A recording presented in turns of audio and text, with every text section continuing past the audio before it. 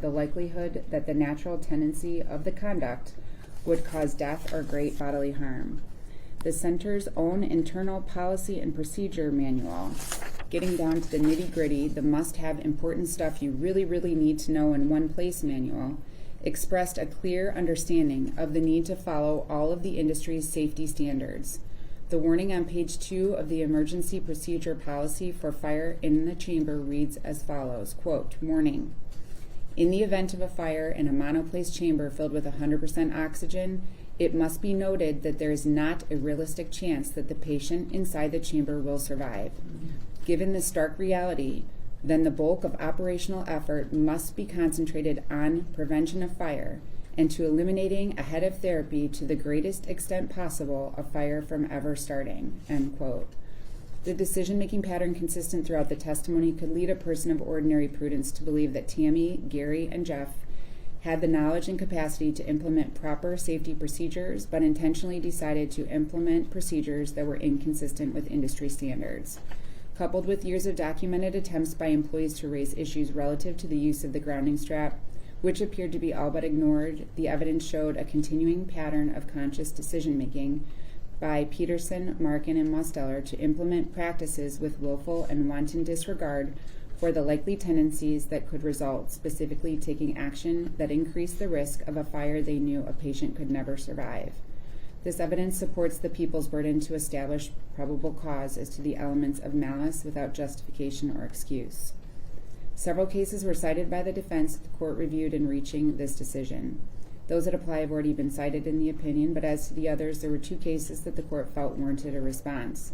In the People v. Grant and Gabriel Baylaw, the district court judge's decision to grant the defendant's motion for dismissal of the case, which was ultimately upheld by the Michigan Supreme Court, came only after the district court judge concluded that the expert's testimony weighed heavily in favor of the defendants and could not be used to support the element of malice. This is not how the court views the expert testimony in this case, and as such, Judge Hessen's articulate rationale would not apply in this case. Ms. Sharon, on behalf of Mr. Mosteller, argued in closing that this court is bound by the Michigan Court of Appeals decision in People v. Mildred and Edward Giddings. Defense counsel was adamant that the decision there served as a clear directive from that court that a failure to act or omission alone cannot support a second-degree murder charge. This court read the Court of Appeals decision to conclude something different, that either a failure to act or other omissions, so long as they are coupled with evidence of the appropriate intent, may rise to the level of second-degree murder. A recent decision in the Michigan Court of Appeals in People v. Brian Robert Morrow, which was published December 11th of 2025, clearly supports this court's reading of the Giddings opinion when that court states that, quote, "When courts use the term act to describe the elements of second-degree murder, that language should not be read to exclude an omission that otherwise meets the requirements for murder," end quote. As there were both omissions and definitive acts alleged against the defendants in these cases, and this court having determined that the people met their probable cause burden as to malice, the decisions in Giddings and now Morrow certainly wouldn't preclude the court from determining that the people have established the elements to a probable cause standard. To the extent that these 3 defendants have been charged with the crime of involuntary manslaughter, the first 2 elements of both crimes are the same, that there was a death caused by an act of the defendant. To prove involuntary manslaughter, the people must also prove that in doing the act that caused Thomas Cooper's death, the defendant or defendants acted in a grossly negligent manner. While it likely requires little additional explanation as to why the evidence cited throughout this opinion as to Peterson, Markin, and Mosteller would similarly support probable cause on the people's burden to prove this element of involuntary manslaughter, the court must address the evidence as it relates to the involuntary manslaughter charge against Ms. Alita Moffitt. The evidence showed that Ms. Moffitt was the hyperbaric tech responsible for administering treatment to Thomas on the date of the fire. Ms. Moffitt was working in her capacity as a hyperbaric chamber technician and by all accounts would have been responsible for following the procedures she was trained on and those that were mandated by the NFPA 99. To establish that the defendant acted in a grossly negligent manner for exam purposes, the people must present some evidence that the defendant knew there was a situation that required her to take ordinary care to avoid injury to another. The people must also establish to a probable cause standard that the defendant could have avoided injury to another by using ordinary care, And lastly, the people must show that the defendant failed to use ordinary care to prevent injuring another when, to a reasonable person, it would have been apparent that the result was likely to be a serious injury. While the evidence did not show that Ms. Moffitt had obtained her hyperbaric tech certification, the record during the exam supported that Ms. Moffitt was trained as a hyperbaric tech and had been employed at the center for several years before the fire. Mr. Gang testified that he was working in the Troy location at the time Ms. Moffitt was hired and assumed some responsibilities supervising her in the manner that he himself had been trained.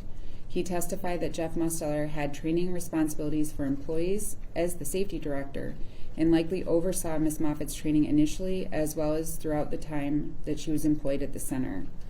Ms. Moffitt is differently positioned within the organization, to be sure, but her conduct is not being judged in the same manner as the other 3 defendants facing second-degree murder charges. Although her attorney attempted to argue that she did not possess the knowledge that the grounding strap even needed to be used and could not be found to be acting with, quote, willful and wanton disregard for this reason, this is not the element that the people have to prove as it relates to Ms. Moffitt's actions. Her co-worker, Mr. Gang, testified that he worked with her at the very same location for several years. He described her as an excellent tech and someone that was very safety-minded and not afraid to ask questions. He said that he supervised her and attempted to train her in the manner that he had been trained. The testimony that he provided about his own training acknowledged that he was very aware of the dangerous conditions that needed to be prevented in the chamber, specifically static in the chamber that could lead to static discharge and fire. Ms. Moffitt's conduct is viewed through the lens of the reasonable person, and given the great weight of the evidence presented about all of the factors that created the environment in the chamber that Thomas was receiving treatment in on January 31st of 2025, a static discharge leading to a fatal fire was a very real and possible outcome that a hyperbaric technician would have been expected to use ordinary care to prevent. There was sufficient evidence to contradict the defense's argument that Ms. Moffitt was employed in her capacity as a tech, but knew absolutely nothing about the risks inherent in treating someone in a monoplace chamber. While the evidence may not convince the court today of guilt beyond a reasonable doubt, there is enough to establish to a probable cause burden that Ms. Moffitt's actions on the day of the fire fell short of what a reasonable person would do to avoid the outcome that ultimately killed Thomas Cooper. The final decision must rest with the trier of fact given what has been presented. As to the charge of intentionally placing false information into a medical chart, Ms. Moffitt is alleged to have entered an end time for the dive that was inaccurate. The evidence appeared to show that Moffitt engaged in the practice of what is known as pre-charting, which several witnesses acknowledged was a practice that was utilized by the techs at times. Mr. Gang testified that while he understood that techs were to avoid pre-charting, this was difficult to do when they were busy.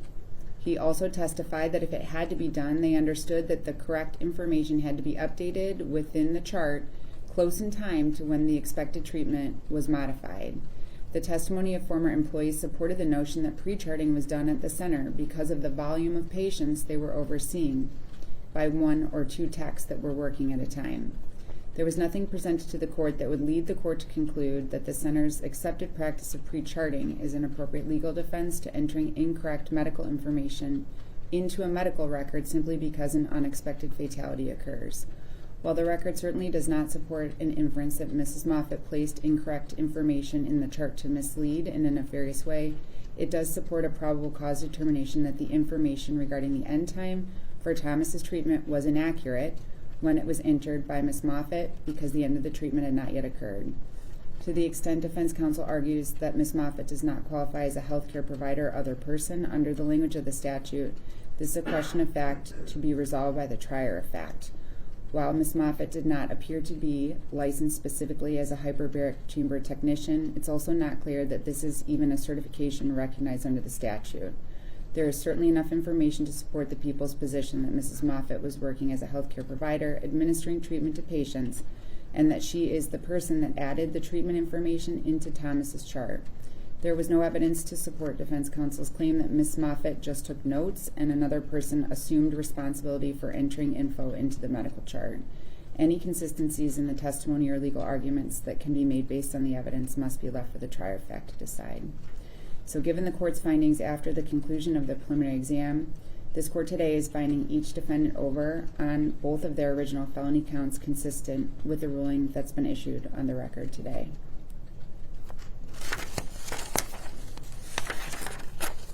Is there anything else? No, thank you, Judge.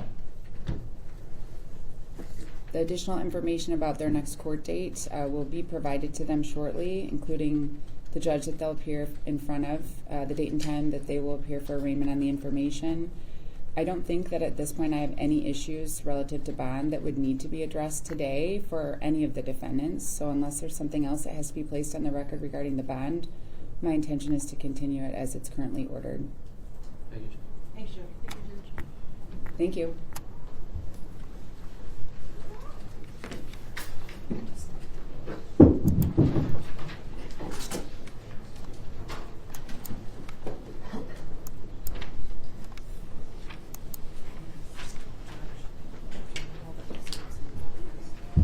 I do. So do you want me to give all of the exhibits back to you, divide them up between who they belong